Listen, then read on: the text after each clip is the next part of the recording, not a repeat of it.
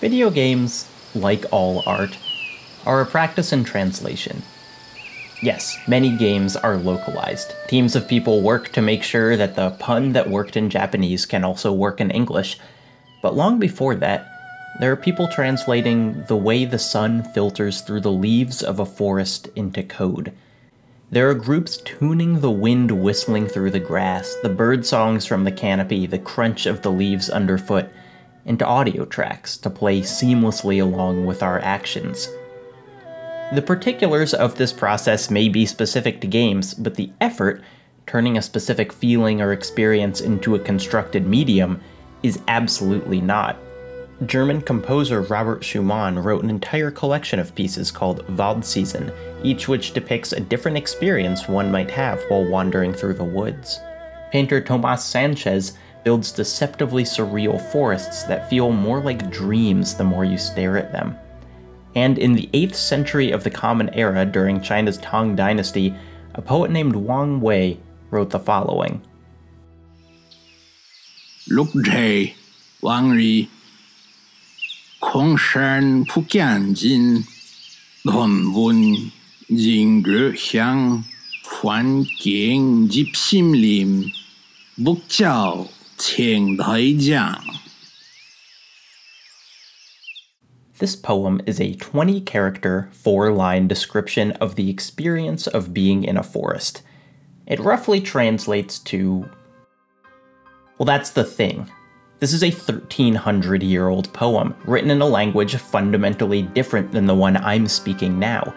If you've heard of Wang Wei, it might be because you're just really into Tang Dynasty poets, which, hell yeah, or it might be from Eliot Weinberger's book 19 Ways of Looking at Wang Wei, in which he deconstructs the many, many ways this short and superficially simple poem can be translated.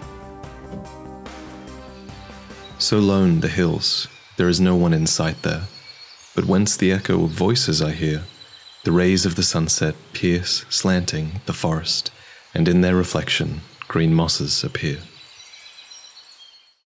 Something of a modern myth in the video game world is the inspiration for the original Legend of Zelda series. As many of you already know, Link's adventures around Hyrule come in part from Shigeru Miyamoto's own childhood romps around nature in Japan. It's fascinating, in 2020, to look at the original Zelda and find the spirit of that exploration.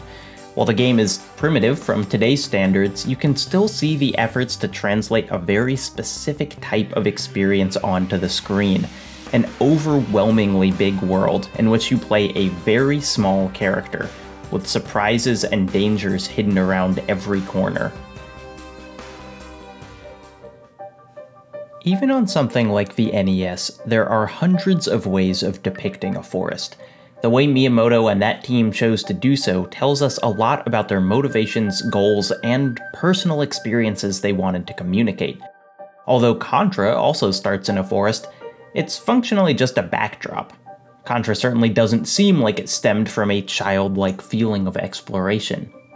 As the Legend of Zelda series continued, the spirit of whimsy and discovery did as well, but if the first game was an interpretation of how it felt to explore outdoors, the feeling that the later games are attempting to translate becomes more complex. Let me give you an example. Several games in the Zelda series, including the very first one, have a Lost Woods, a mysterious area that can only be successfully navigated by solving an environmental puzzle, or by stumbling around and getting lucky. As the games progress, the various Lost Woods obviously become more visually complex. Time and graphics march forward. But in essence, they're still references to the Lost Woods of the original Legend of Zelda, and this raises the question of what exactly the designers are attempting to translate. When making the first game, the question was simple: how do we make a game that feels like exploring outside? But by the time you reach Breath of the Wild, which is more important? The feeling of exploring outside? The reminder of previous Lost Woods? The undefinable Zelda-ness of it all? Miyamoto's childhood is just one of many ideas, all of which are attempting to fit into a cohesive-seeming whole. The Lost Woods, as they exist in the modern era, are the result of dozens of different aspects of translation, touched and affected by countless different people along the way. If you wanted to get away from the self-reflectiveness of it all, you could simply go back and play the original game, of course, but even that is nowhere near as ideologically pure as I've made it out to be. How much of any Zelda is the experience of a forest, of nature, compared to all the other things they're trying to accomplish? How many pieces of translation have they been mixed with?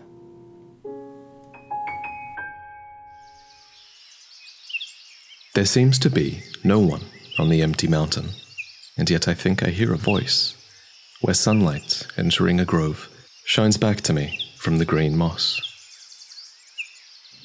Translating Wang, or any poets of the period, is notoriously difficult.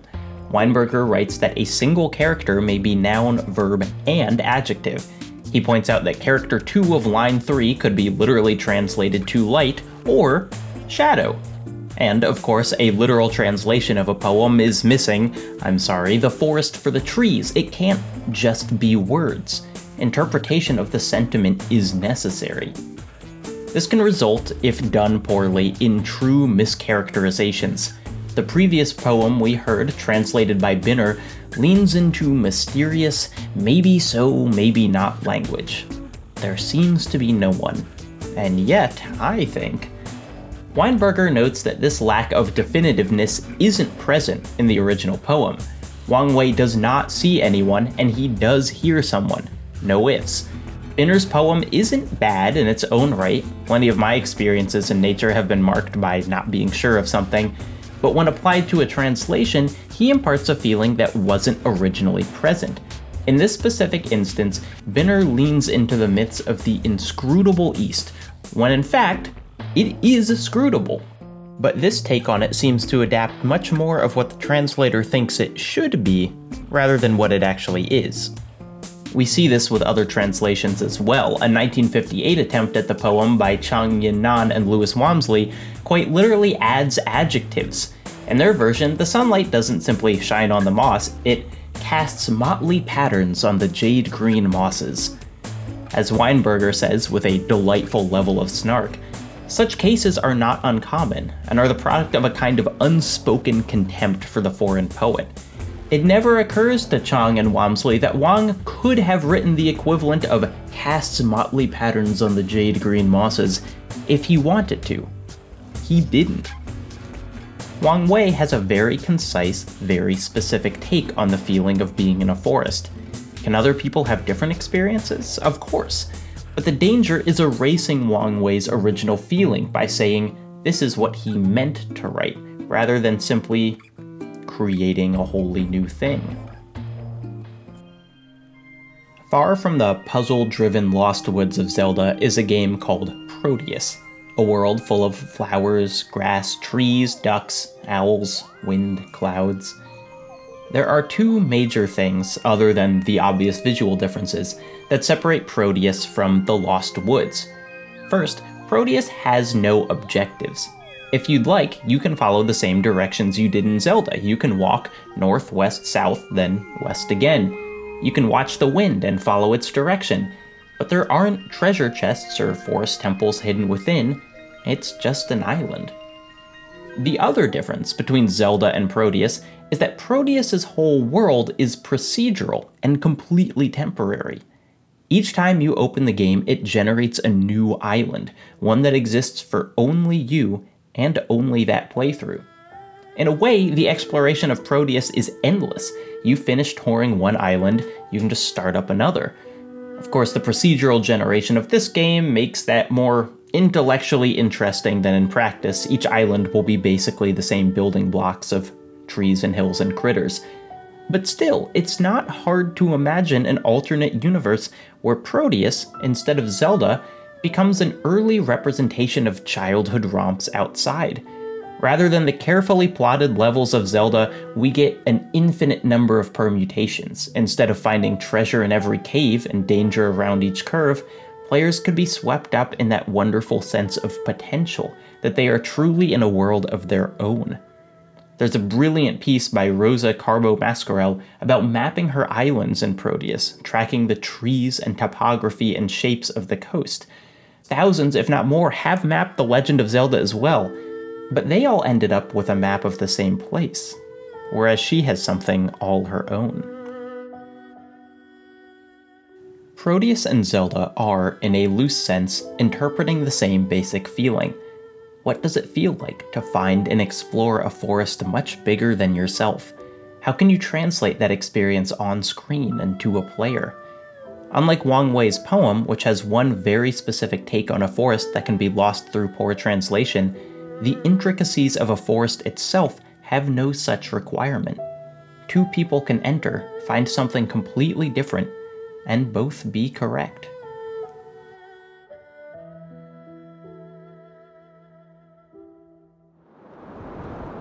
Empty hills, no one in sight, only the sound of someone talking.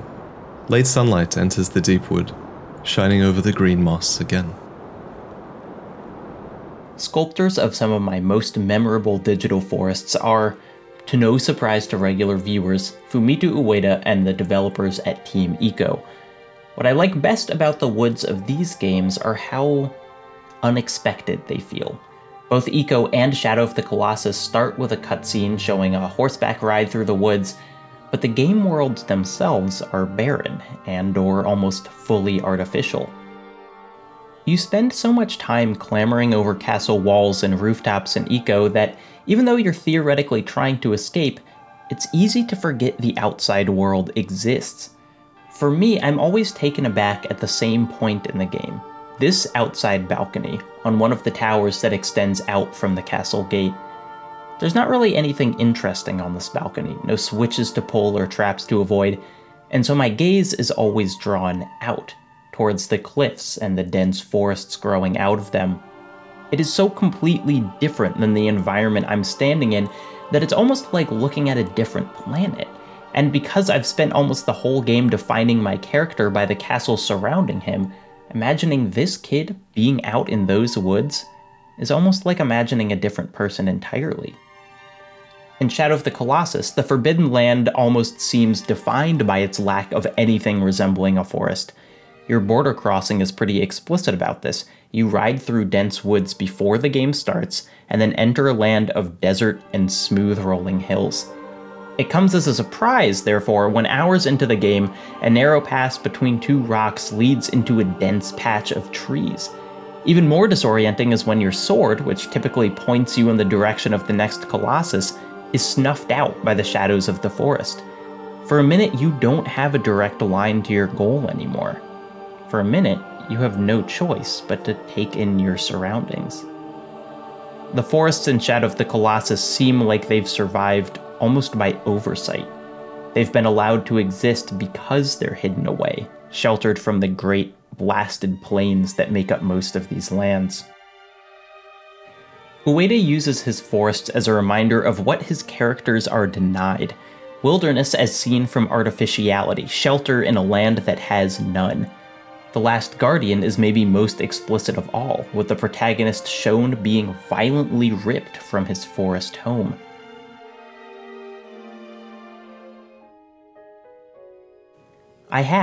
I promise, spent time in the woods. I have run wildly through them as a kid, I've hiked around them as an adult, I found unexpected pockets of life and surprising vistas. I have found plenty to feel just being there on my own. But the value of observing these translations, pulling apart how they differ from each other and why specific choices were made, arguably teaches me just as much about the thing as the primary source itself. I could, theoretically, study for the requisite thousands of hours to be able to read Wang Wei in the original language. But would that be all I needed to interpret the poem? I don't think so. Reading dozens of translations of it has illuminated aspects I wouldn't have noticed on my own. And seeing what translators have deemed core to the poem, the way the light enters the scene, the distant sounds of others, I feel like I understand the original intent a little better. I could spend dozens more hours in real-life forests, and yet I don't think I'd get the specific feeling I do on that balcony in Ico. On some level, this boils down to art can show us things from a different perspective, which, duh. But it means when I return to the forests of my actual life, I'm not bringing just myself anymore. Seeing how artists have translated this space reflects back on the original source that they were translating. That is, the forest itself. That physical space holds more for me now. No one is seen in the deserted hills, only the echoes of speech are heard. Sunlight cast back comes deep in the woods and shines once again upon the green moss. New technology has, of course, brought with it the ability to replicate forests to an uncanny degree. Particularly impressive in this regard is an early level in The Last of Us Part 2, one that opens in the middle of a dense forest around the outskirts of Seattle. Rendered in the predictably staggering detail of this game, I can imagine making an argument that this is the closest a game has come to perfectly replicating a forest.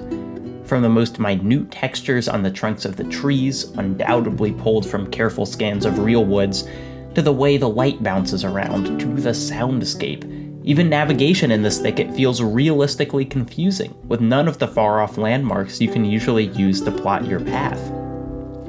And yet, this is no less a translation than anything else, and I would argue, against my strawman self, not objectively closer to a real forest either.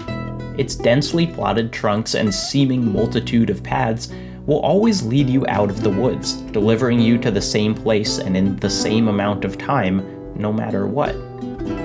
I like The Last of Us Part 2's forest. It is a beautiful diversion in a game made bearable by its beautiful diversions.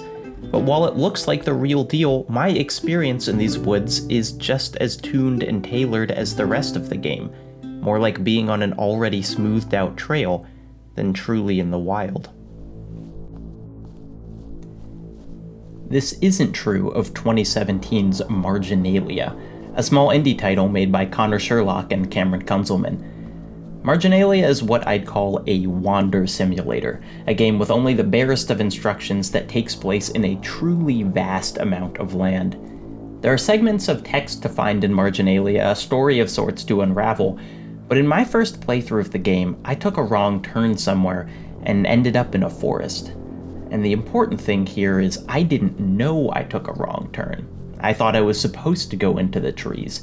I'd been making my way forward for a full 5 minutes before realizing that maybe the game wanted me to go somewhere else, but I didn't want to turn around because I figured there must be something on the other side, so I kept pushing onward. 10 minutes, 15, and I started to realize there might be nothing on the other side of the forest. There might not be an other side at all.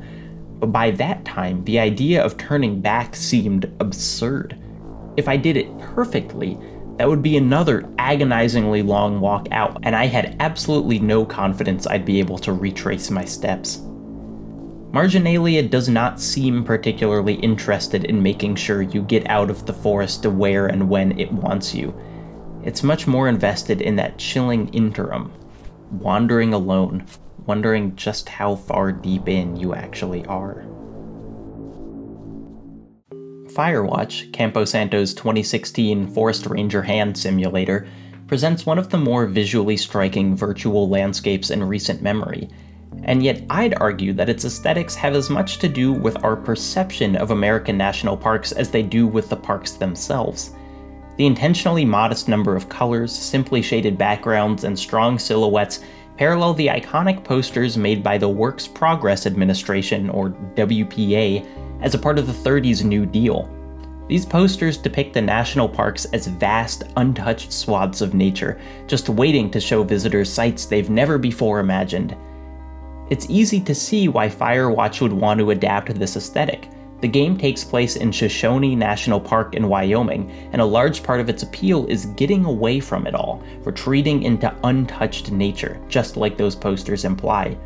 Firewatch is a really wonderful interpretation of those iconic images put into motion. But we can go further back, because I'd argue that even those posters were, at least in part, contemporary translations of earlier colonial depictions of the landscape, like those of the Hudson River School. In Hudson River School paintings, a hyperbolized American frontier frequently towers over the subject, light spilling out in divine rays. Like the WPA posters, these present American wilderness as an untouched, pristine land to be explored. This was not presenting things as they were, really. The Hudson River School in particular, as beautiful as I find it, doubled as more or less propaganda for Manifest Destiny era expansion. Surprise, there were already people living in those untouched landscapes. But they do present a powerful mental picture of nature, one that's carried through our cultural consciousness for hundreds of years. When Firewatch builds a world that dwarfs the player in the striking silhouettes and exaggerated topography of a national park, it is both genuine to how those parks feel and a translation of a translation of a translation. What a forest is, what role it serves, what feeling it communicates, does not have a perfect version. A forest in nature is no single thing. How could it be then, when refracted through millions of experiences of humans creating art?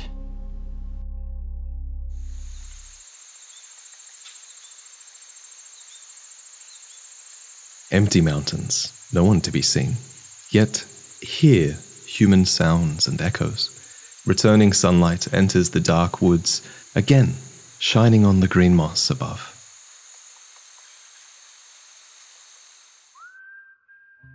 There are two megaton giant AAA games that I think have performed a sort of magic trick with their translations. Both Red Dead Redemption 2 and Ghost of Tsushima have several forests spread out over their massive worlds, but what I find so magnetic about them isn't their breadth, but their malleability.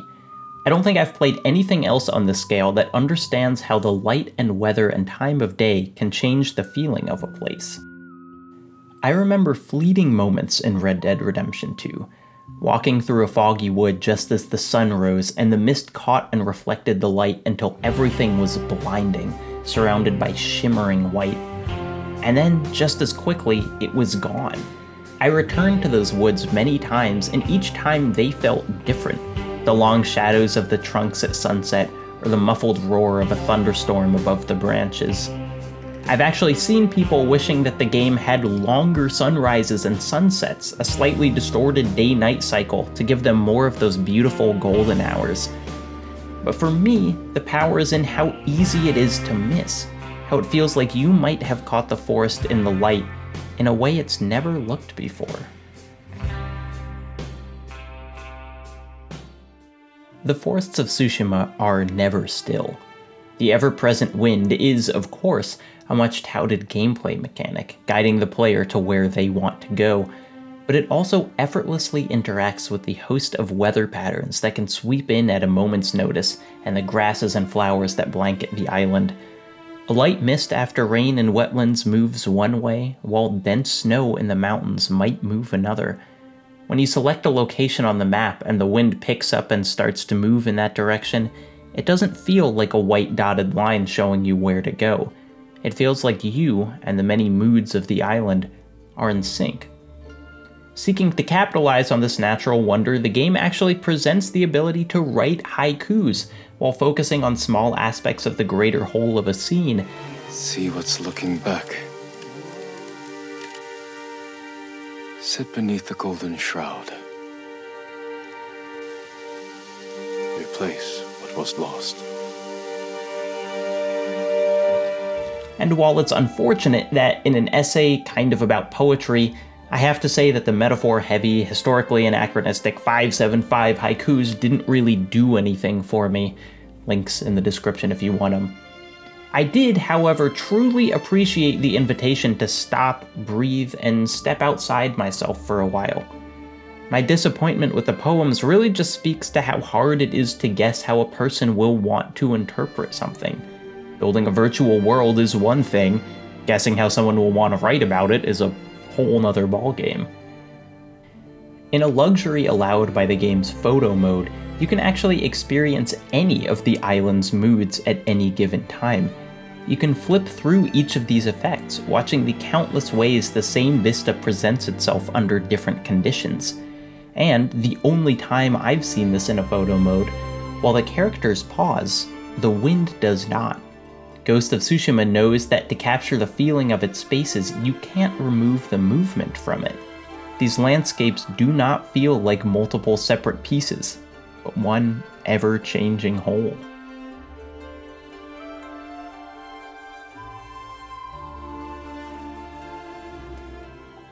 I was once backpacking in New Mexico and set up camp for the night near a ridge with an overlook.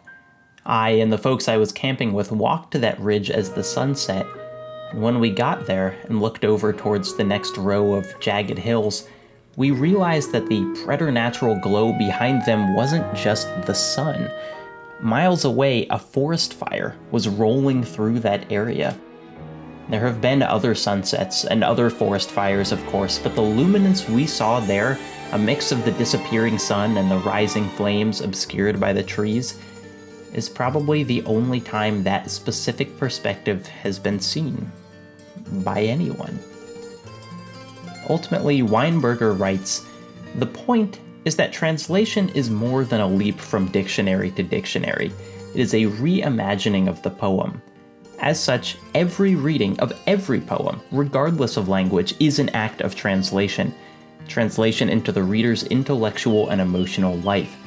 As no individual reader remains the same, each reading becomes a different, not merely another, reading. The same poem cannot be read twice."